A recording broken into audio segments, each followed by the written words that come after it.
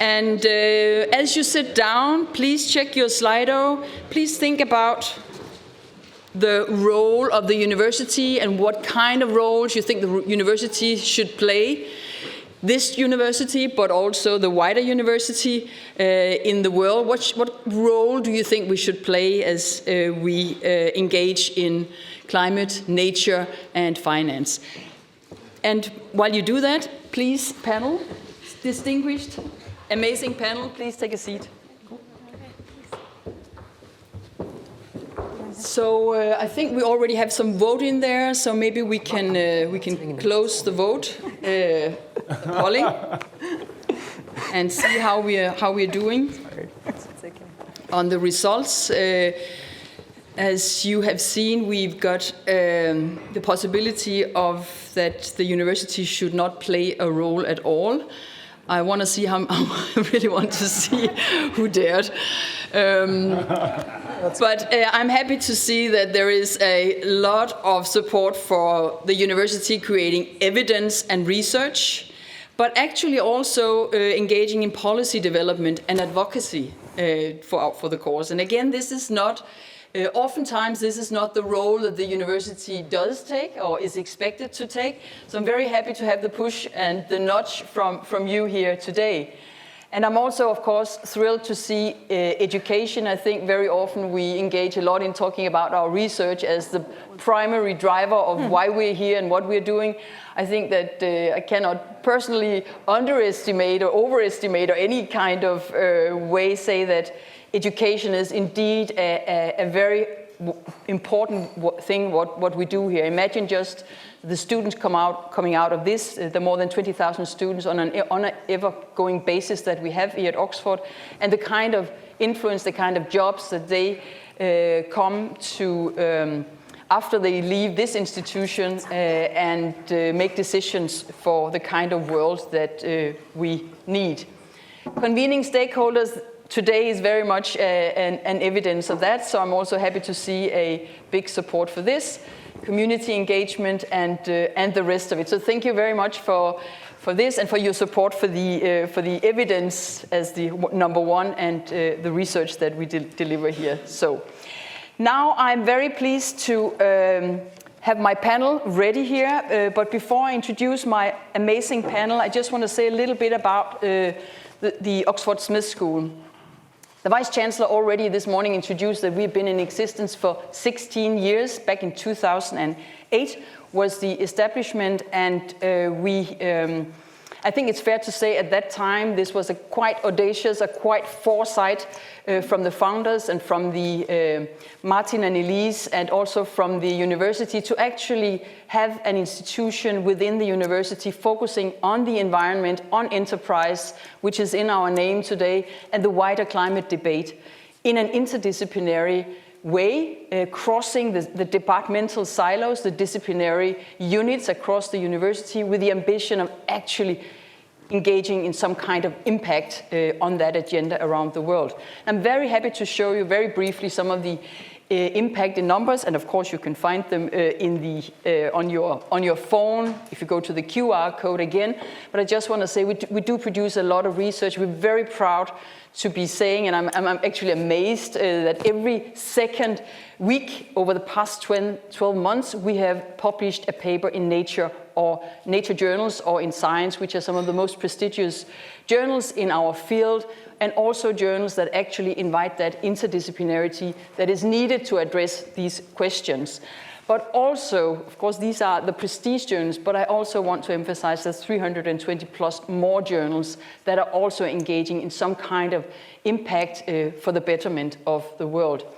Again, the teaching that we do, I'm very proud to have also have Lawrence Wainwright, who's heading up our Master of Sustainability here, which is, as the Vice Chancellor already said this morning, but I will just remind you again, that it is the most sought after master overall here at the Oxford University. So we had last year, the year before, we had more than 1,000 applications for the 25 seats that we offer here. So the demand is huge, which is also why we have decided to, and we already are, we want to offer more executive courses for those students who can't join the masterclass, but who are out there to sort of searching for other kinds of offerings to educate themselves, knowledge and skill-wise in the broader nature-climate space.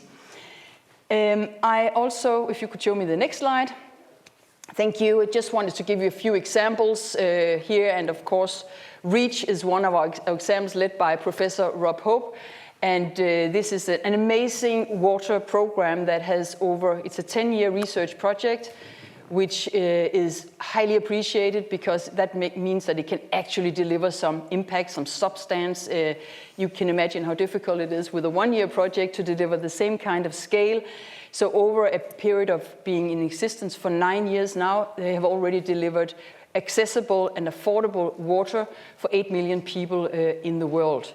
And they're still on the roll to sort of increase that number for a future progression of that project. So this is real impact based on a project that is engaging political science, biologists, people who come with a business background to actually, and geography, to actually understand how these disciplines together can create a change in the world. The first global assessment of CDR in the state of carbon dioxide removal report, Steve Smith, and a lot of you sitting in the room here have been amazingly making this report, and it got a lot of traction also on the recent climate New York summit last week. And I want to mention finally here the future of cooling, and we've got Radhika, associate professor with us, being engaged with the House of Commons Environmental Audit Committee to further that agenda as well. So just to say that there is a lot of engagement with practice from the scholars at the Smith School. And we have 11 research programs, and I'm just showing them up here on the slide. And these are all, as you will know, about climate. It's about nature, it's about the environment, and it is bringing in, all these 11 programs are bringing in scholars from a variety of disciplines to address these problems. And I think it's fair to say, and I can say over the last year where I have been heading up the Smith School, is that it's amazing to see how colleagues come from different disciplines around the university to engage with us at the Smith School, because they know that they get the support that is needed to do interdisciplinary research. They know that they get the encouragement, and they know that there is an environment where this will actually be appreciated and nourished. And again, this is something that you do not just nurture over 1 year. It takes a lot of years to nurture. So we're very careful in making sure that all 11 programs are thriving within that spirit. Today with me here on the stage, I have invited three of these leaders, the principal investigators of 3 of these research programs. Maybe I can have my slides with my 3 colleagues here. So today I have here with me Professor Natalie Seddon, and Natalie is a professor in the Department of Biology, and also a professor with the Smith School. And you are a professor of biodiversity, and you're also the founding director of the Nature-Based Solutions Initiative in the Department of Biology at University of Oxford. You're also the director of the Agile Initiative and a senior research fellow at Wadham College and the Oxford Martin School. You are trained as an evolutionary ecologist at that other university, and you have over 25 years of experience in a range of ecosystems across the globe. And you are also a university research fellow of the Royal Society. So thank you very much, Natalie, for being here today. I will give the word back to you first, presenting some of your latest research in the area of nature-based solutions. Just want to introduce Mike and also Radhika. So Mike Clark is an associate professor with us director of the Sustainable Food Solutions Program, and you are a member of the Livestock Environment and People Program at the Oxford Martin School Biodiversity and Society Program. And Mike's research examines the role of food and food systems in meeting the triple challenge of climate, biodiversity, and human well-being. And your work is cited not just in the top journals, academic journals, but also in a lot of media, for example, Pilisa's Financial Times, amongst many others. And finally, we have here Radhika Khosla, Associate Professor with the Smith School of Enterprise and the Environment, and you are also the Program Leader in Zero Carbon Energy Use at Oxford's Zero Institute. And you are also the Research Director of the Oxford India Centre for Sustainable Development. And you are the co-investigator of Oxford Net Zero, and which is an interdisciplinary research program aimed at informing effective, equitable, and ambitious climate action. And you've also been a special advisor to the UK's, as I mentioned before, the UK's House of Commons Environment Audit Committee, and you are also one of the leading authors of the first United Nations report on cooling. So warm welcome to all three of you. I'm very proud, I'm very happy to have you here on the stage to let us know a little bit about the latest, greatest research that you have been engaging. So please, Nat, can I invite you first? Great. Hello, everyone. Really delighted to be here and to have this opportunity to give a very brief overview of the work of the Nature-Based Solutions Initiative. We founded this organisation in 2017 when the word nature-based solutions was a very niche term in the conservation sector.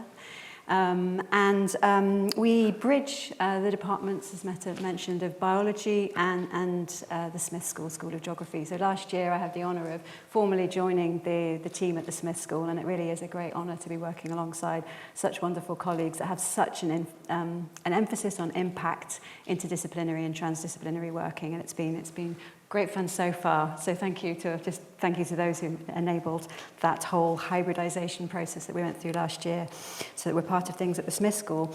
Briefly, the Nature-Based Solutions Initiative is a program of research, education, and policy advice and outreach. We are here we are. We're a healthy mix of natural, social scientists, those with some economics background. We have a wonderful mathematician in our mix, and those with experience from industry and practice. And this is us gathered outside the Natural History Museum after our Nature-Based Solutions conference that we hosted in June. You might recognise that we are standing in front of the beautiful mural that Cécile Girardin, the co-founder of the Nature-Based Solutions Initiative, and her team drew of the discussions and the conclusions that we had during that conference, and it's actually outside just behind the coffee. So I do urge you to look at that and some of the key messages that arise. So our mission is, we're a diverse group, but we all unite behind this mission to enhance the understanding and implementation of nature-based solutions that support thriving human and ecological communities and that nurture an economy in service to the web of life. We're really keen on trying to understand what good looks like when it comes to the scaling of nature-based solutions. We're very interested in figuring out how we can both cool the planet whilst not compromising the health of the biosphere and the rights of those that depend on all these ecosystems that Earth has evolved over millennia. But we're also invested in trying to figure out the role of nature-based solutions in the processes by which we stop the bad things happening as well. So spotlighting and understanding what good looks like, but also understanding how we transition to a world where we stop doing all the harm to the natural systems of which we are a part and on which we depend. So we have several key themes. We have a big emphasis on the role of nature-based solutions in building our resilience in a warming world, in other words, in supporting climate change adaptation, food security, health, and so forth. The last 2 or 3 years, we've had more of a focus on the role of nature-based solutions for helping us cool the planet. But we're also very interested in the mechanisms, the social dimensions of nature-based solutions, and ensuring that nature-based solutions support biodiversity where they are implemented, understanding that biodiversity is critical for resilience of ecosystems. We are developing evidence base based on collating existing evidence through lots of very rigorous systematic reviews, but also doing compiling evidence from field work and from modelling and so forth. And on the basis of our work, we develop robust guidelines for those wishing to invest in the monitoring, implementation, evaluation and governance and directly support action on the ground when it comes to nature-based solutions. So yes, a lot of work on developing the theory and refining the definition of nature-based solutions, which has been very, very important in a world where there's lots of confusion about what counts as a nature-based solutions, bringing the evidence and having that evidence inform the development of metrics.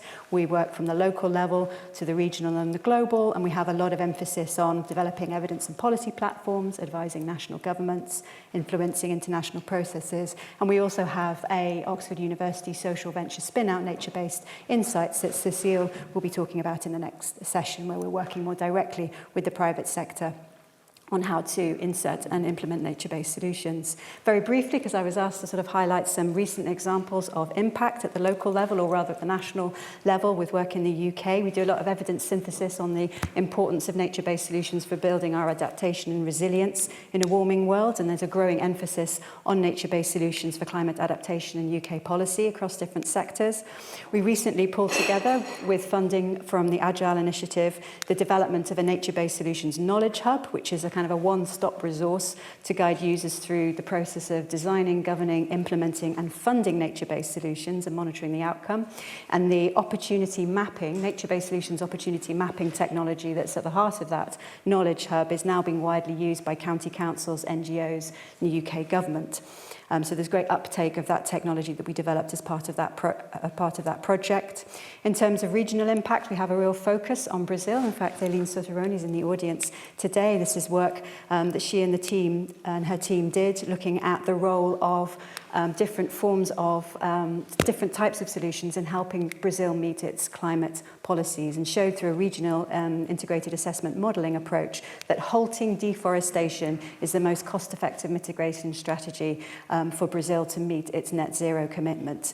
And Eileen herself was seconded into the Ministry of Science and Technology in the government in Brazil, and her work is really helping to shape targets in the country's revised climate policies, and she's here and could talk about that if you see her over the lunch or other breaks. In terms of global impacts, our papers on defining what good looks like when it comes to nature-based solutions and what the challenges and pitfalls are has been extremely well cited and much downloaded, and has really helped to elevate nature-based solutions up business policy and research agendas.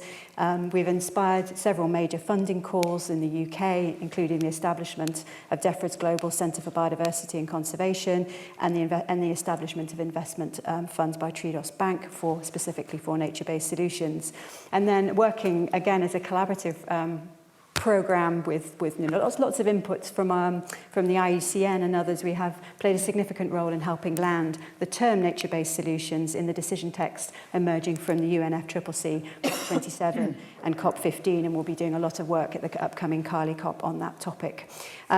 Finishing just with one hot off the press area of really active research for us is trying to, and this is work that's been done directly in collaboration with colleagues at the Smith School, really trying to understand the role of investing in our landscapes and our seascapes to support economic recovery. We know that nature-based solutions provide all sorts of support at the flow of ecosystem services and have economic benefits from that point of view, but less was known until we did the study on their role in generating jobs of high quality over longer periods of time, supporting diverse livelihoods, having economic multiplier effects and so forth. So we just conducted and are about to publish a study which is a systematic review of systematic reviews on the effectiveness of investing in nature to support economic recovery.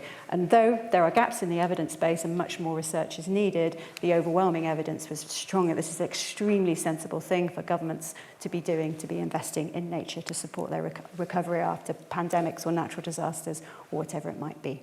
So I'm sure my 5 minutes up, so I'll leave it there, but happy to take questions. Thank you. Thank you so much, Natalie.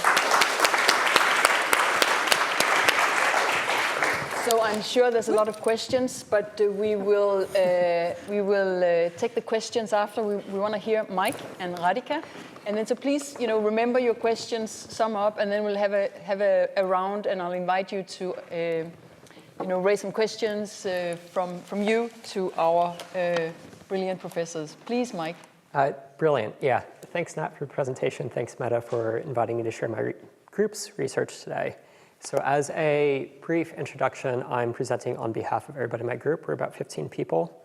And so when I say I, it's really a we. I will try to give names to people, because I think that's the right thing to do, but it's a program, not just one person.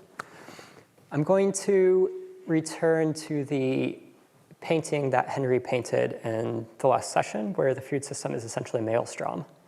And we are one group or a canoe within it. And so to pull out a few three-paired points that the previous session discussed about, we have a food system right now that is supporting a population of about 8.1 to 8.2 billion people, but half the world's adults are either overweight or underweight, so leading determinant of poor health.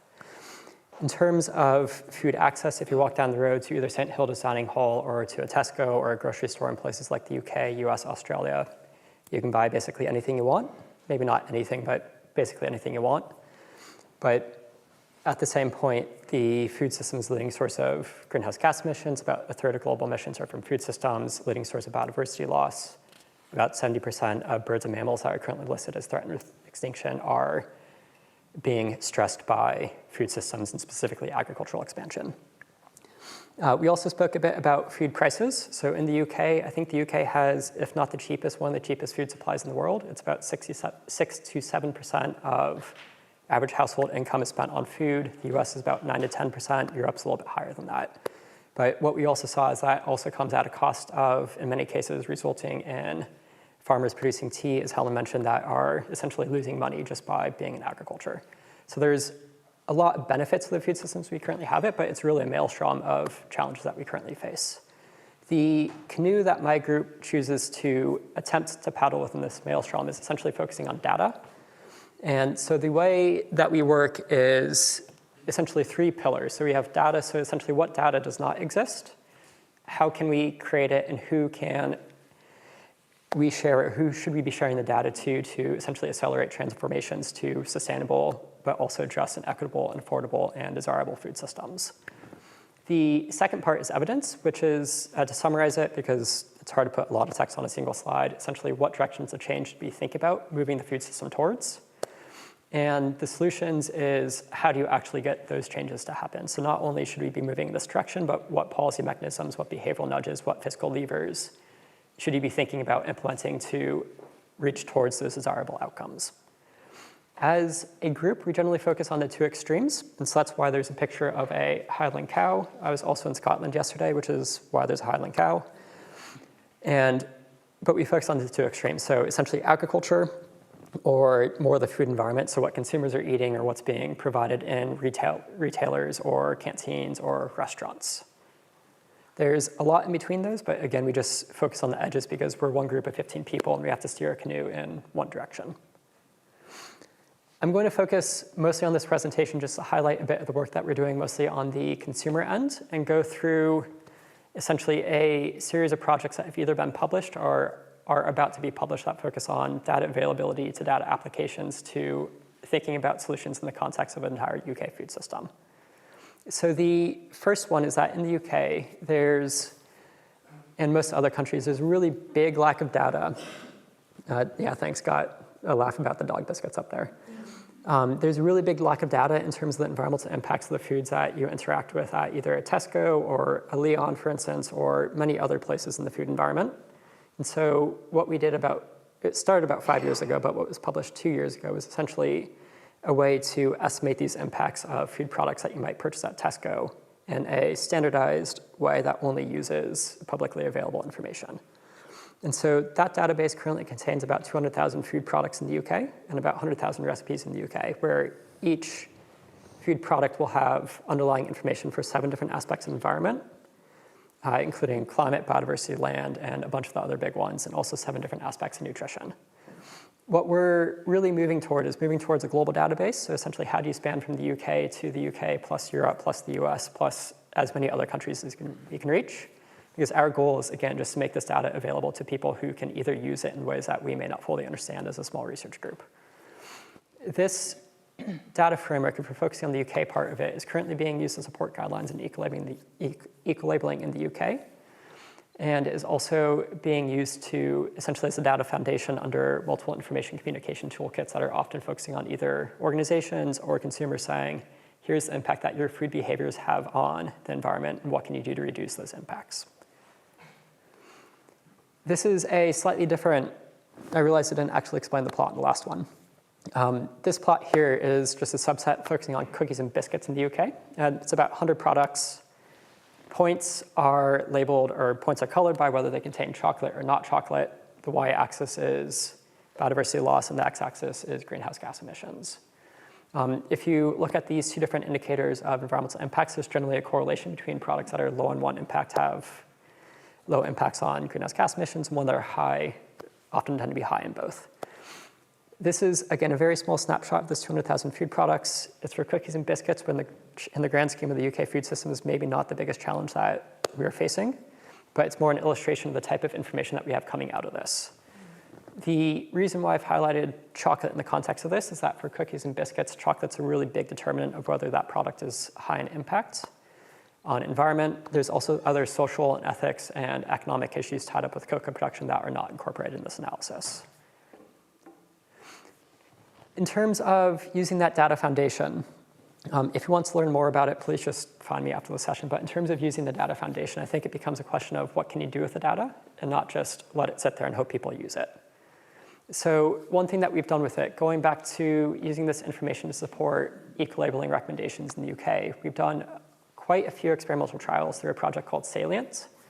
The Salient project is led by Pete Scarborough, and what the premise of that is to work together with people in the food industry to co-develop and then implement interventions in an actual food environment.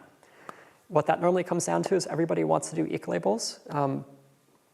It seems difficult to get large organizations such as Tesco's or a big retailer to go beyond eco-labels, but from doing these experiments on eco-labels in either canteens, on online supermarkets, in small retails, and a bunch of other locations, including in Oxford College, is that they don't really shift consumer behavior. And I think that's a really important finding, even if it isn't necessarily a positive finding, because in the EU and UK policy landscape, there's a lot of focus on let's communicate information via eco-labels and everything will be solved.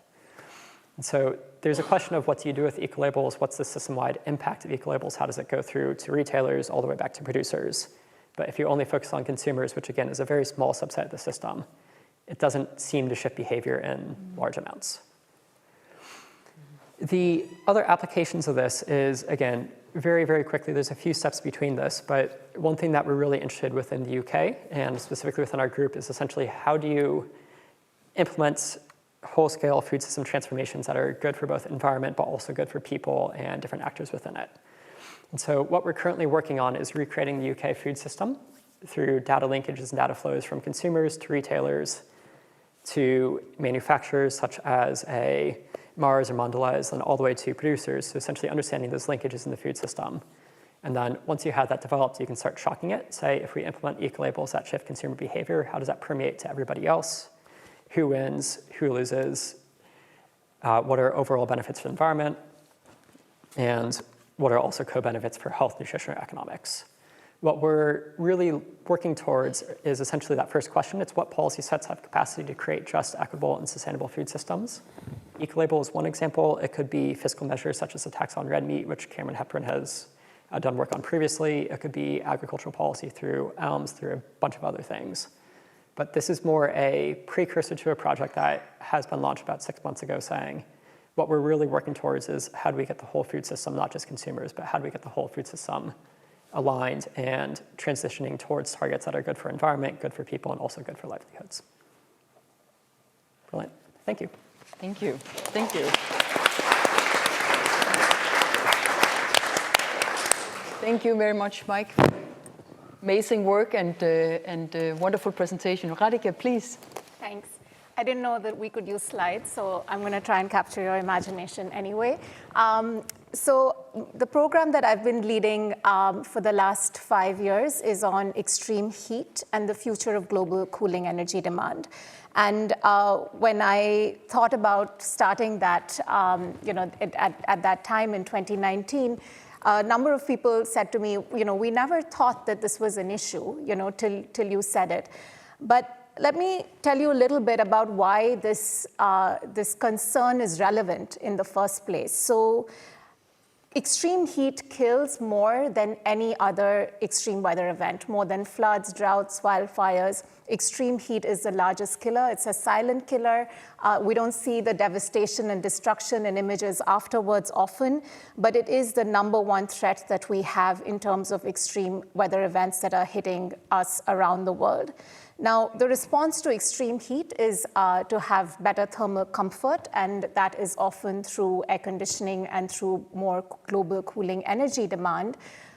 We're at the start of that cusp and of that S-curve, and in 2050, we're going to have more cooling energy than the combined amount of energy used by the United States, by Europe, and Japan around now, so basically from 2016. So this is a huge amount of energy that's coming onto the system in response to this, this weather event that is hitting all of us.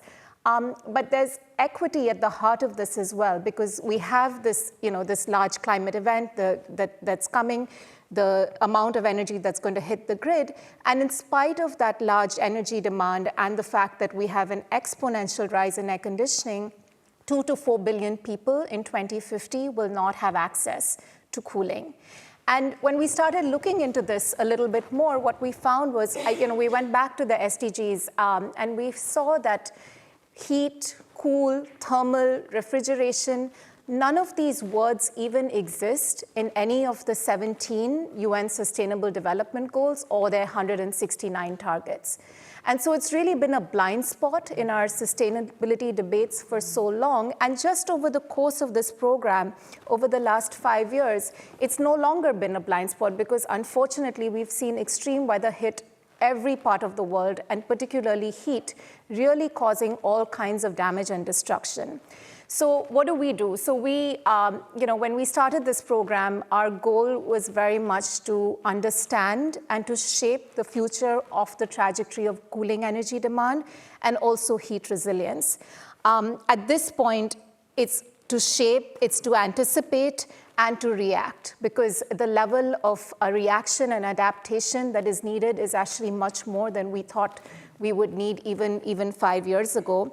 So the way we've approached this is to think of cooling as a socio-technical system. This is not a technological issue. It's not just a social issue. It's not a political issue. It's actually a combination, very much like climate change itself. It's sort of, it's multifaceted, multidimensional, and hits all parts of society. So the cooling program has, it sits across 3 divisions of the university, the MPLS, the social sciences, and medicine.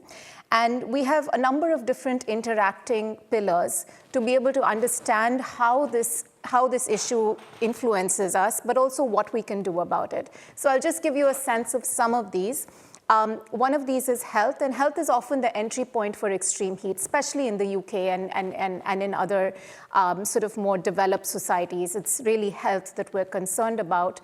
So we've been looking at about 4 million patient lives in the NHS. It's the first study of the entire healthcare system anywhere in the world, and the cost to the healthcare system just from extreme heat, because this is not just about a question of dying from heat, but it's actually the comorbidities that are that are further exacerbated. So anyone who has heart conditions, mental health conditions, renal conditions, respiratory conditions, we're all at extreme risk, some at more risk than others, of having exacerbated conditions because of that. So just to understand what the healthcare costs are, because that's often an entry point for how you react. In the NHS, we have winter pressures because of cold weather that are a real, challenge given the burden on the healthcare system already. But what we're beginning to see are summer pressures as well, and just developing a plan for that. From the technical side, we've been trying to understand where are the hotspots of extreme heat going to be. Regionally, where do these exist? Which are the geographies that are most at risk as we move from a 1.5 degree world and then to a 2 degree world? We had a study that we released last year, which was published in Nature Sustainability, which got a lot of traction, which showed that in terms of absolute increase in extreme heat, and cooling demand. The countries that are most affected are those in Africa. The top 10 countries are all in Africa that will see this largest demand. But in terms of the relative change, which is in some sense a proxy for preparedness, when we move from a 1.5 degree world to a 2 degree world, it is actually countries in Northern Europe that are most at risk. So the UK, Ireland, and Switzerland were the ones that were most at risk. And we actually shared some of that data with the group in Switzerland that has been fighting and won the legal case for the impact of extreme heat on elderly women. We've also been looking at what this means at the urban level. I think it's really important to take on this challenge at multiple levels of governance. So we've been looking at the urban level and trying to understand how we can use citizen science weather stations to predict local urban heat islands. So we have these weather stations that are, sort of at the airport, which don't really tell us much about what's happening at the microclimate in a city. But often in European and in American contexts, we have a lot of citizens that have weather stations in their homes. And it's actually a really interesting trend to see how quickly these citizen weather stations are rising. And so we're trying to use that data to tell us about hotspots at the urban level. And we've also been looking at understanding what are the business models that can provide us with cooling access, so for instance, cooling as a service, and the kinds of behaviors and cultures of cooling that have existed in countries around the world that can be mainstreamed into making sure that our approach to cooling is not one where we turn on the air conditioner before doing all the other things that are possible. So this work has taken us to thinking about risk in a more informed way, and now we're looking at risk as a function of hazard, which is extreme heat, exposure, who's actually being exposed to that hazard, and vulnerability. What is the vulnerability of the person that is being exposed to that hazard? And thinking of risk in that context, we've been looking at what this means at a 1 kilometer square grid around the world. So we've just in the midst of completing the study that tells us what extreme heat is going to look like at the granularity of 1 kilometer square globally. And in terms of population exposure, the countries that are most affected are India, China, and Nigeria.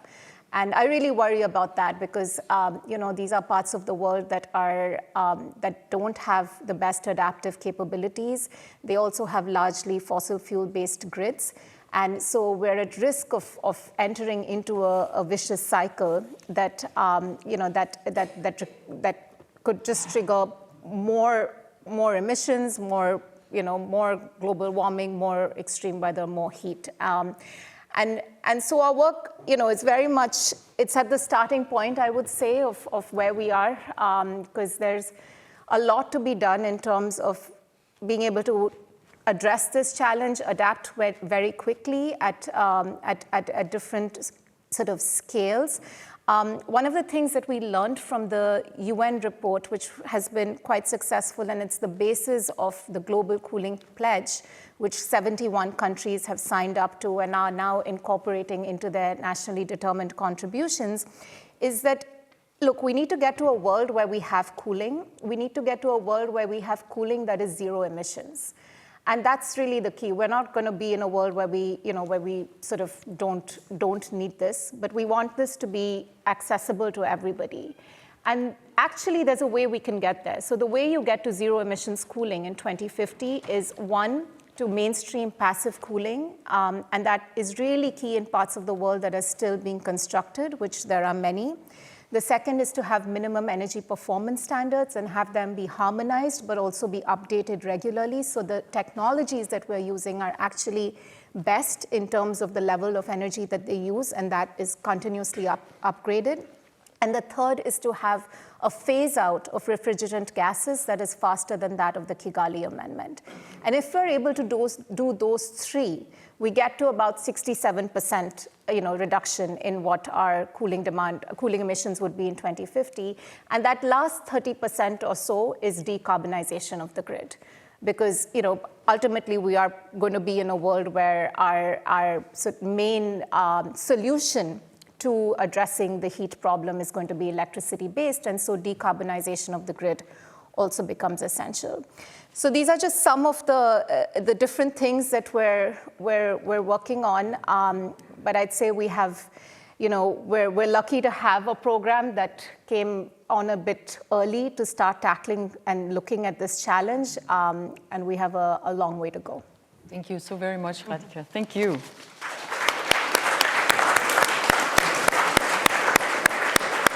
Thank you very much to all three of you and to three of our professors: nature-based solutions, biodiversity, working with communities, food solutions, and amongst one of the ambitions of Mike and his team is to build the world's largest database on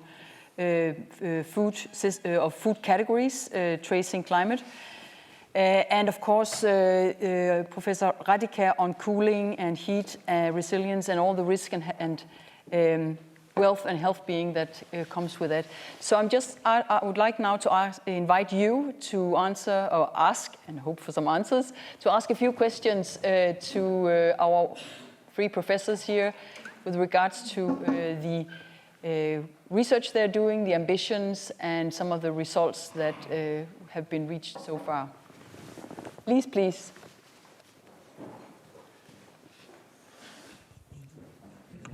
I'd like you for a moment. Whilst you don't need any further introduction, maybe you would say your name anyways. Sorry. Elise Smith. Thank you. That's not a coincidence.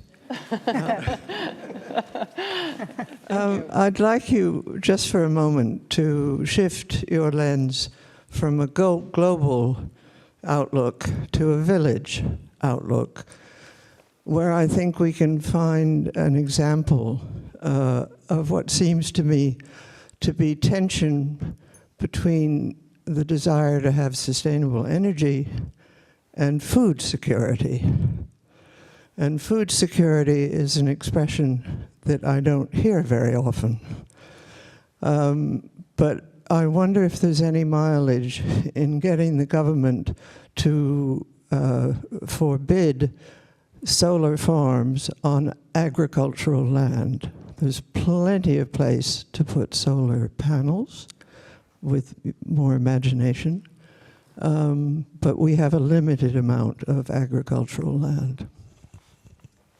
Thank you very much. I would like to take, because we don't have a lot of time, I would just like to take a few questions here, and then I would place it with you with the village outlook and the food security. Ask from Elise, please. Hi, Helen Avery with the Green Finance Institute. It's a question for Natalie, and actually we're just really interested, the last slide you showed about the most recent work you did on economic resilience born of nature-based solutions. I'd love to hear just a bit more about what that was, which in particular showed sort of particular economic resilience. Thanks. Thank you very much for this question. We have another one here, Pedro. Hi, I'm Pedro Moura Costa. I'm a business fellow here of the Smith School, but I think it's a question to Radhika or Natalie, but what is the potential of nature-based solutions for global cooling? Thank you very much. Other questions? Alex, did you have your hand up? No, okay, sorry. Maybe you should. Any more questions? Otherwise we will, yes, please.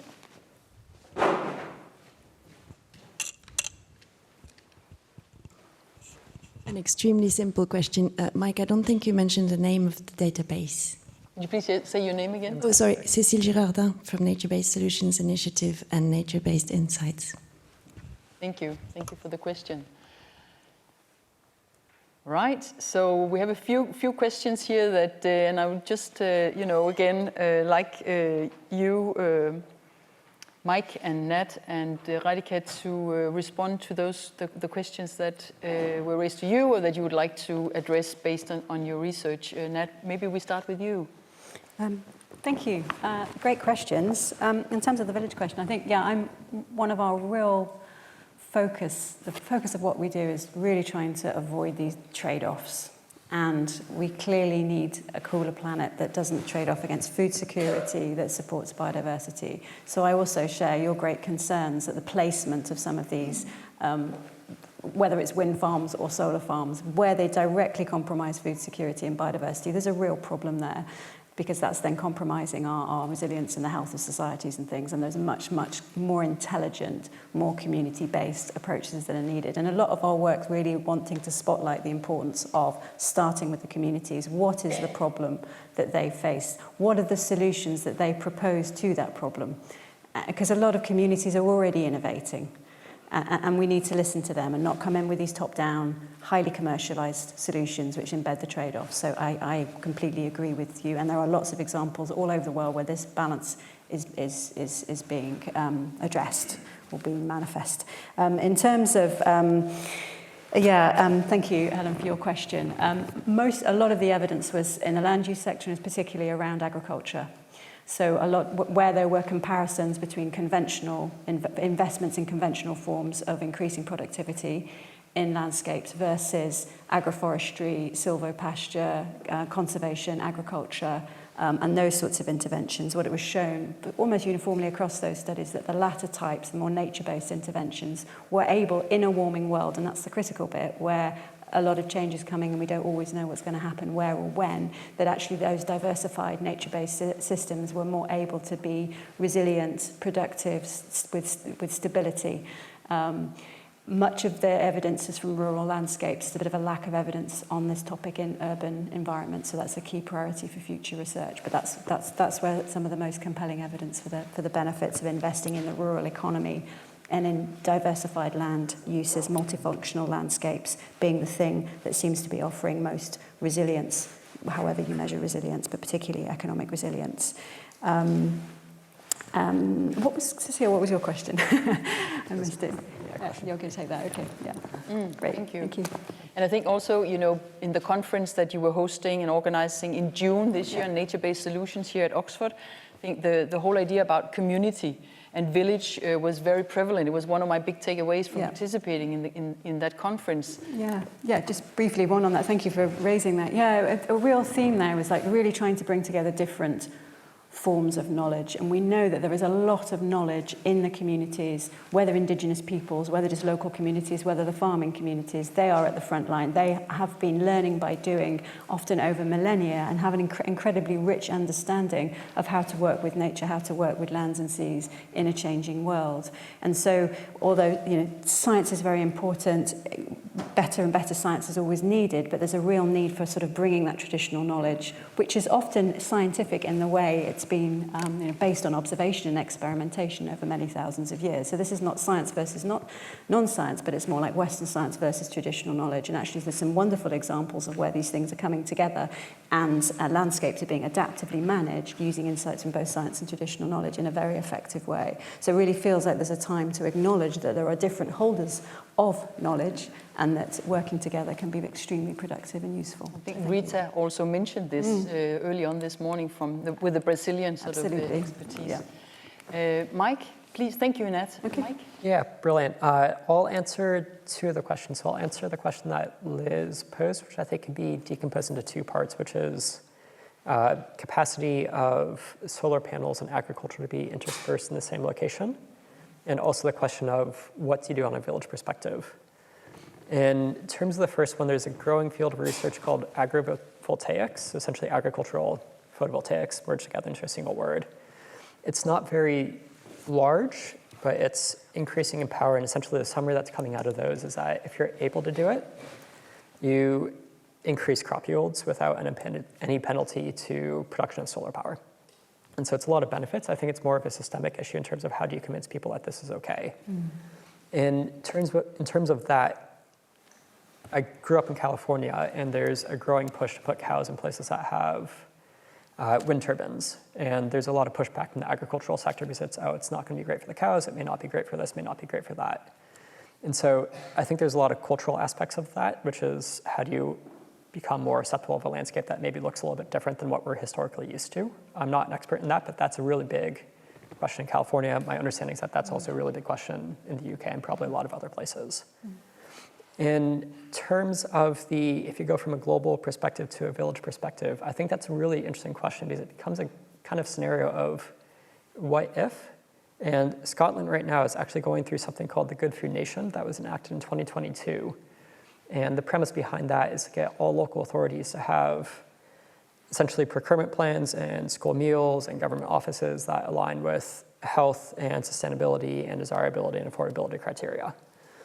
One really interesting thing about that is that a subcomponent of it is to increase essentially food self-sufficiency in Scotland, which this is where the what if or what is acceptable to becomes really interesting. So if you look at only Scotland, not Great Britain, but only Scotland's food production, they produce almost no grains for consumption.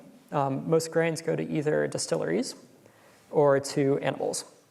And so if you take that to the extreme extent, it's going to be a really interesting kind of what if scenario saying, are you willing to eat diets that are not composed of bread or wheat or other things that contain grains, or is it essentially a question of, do you only eat meat that eats cereal grains, or do you only eat potatoes, or so on? And so I don't have answers to those questions, but there is going to be a kind of trade-off between how local you go and how global you go. Cecile, your question was, what's that food database called? You actually just named it. It's very unoriginally called FoodDB, Food Database. But that's probably going to have to change for various issues. So if you have recommendations on a new name, yeah, please let me know. Thank you, Mike. Thank you very much for this and for raising the complexity. And I think it's fair to say that your research program at the Smith School is one of our really fast-growing research areas and programs with a lot of interest and a lot of support from audiences inside and outside the university. So that's wonderful. Radhika, please. Thank you. I'll be quick. So there was the question about what is the role that nature-based solutions can play in tackling heat and to provide cooling. And it's a great question. And what we find is that if we want to get to zero emissions cooling by 2050, 25% of that comes from passive cooling. And passive cooling means, sort of providing cooling without using energy-intensive forms of or approaches. And nature-based solutions are core to that. So we've not done a segregation, and maybe that's something for us to do, Nat, Need right? to work on that. To just sort of look at nature-based solutions in themselves, how much cooling they would provide, but it is within that 25%.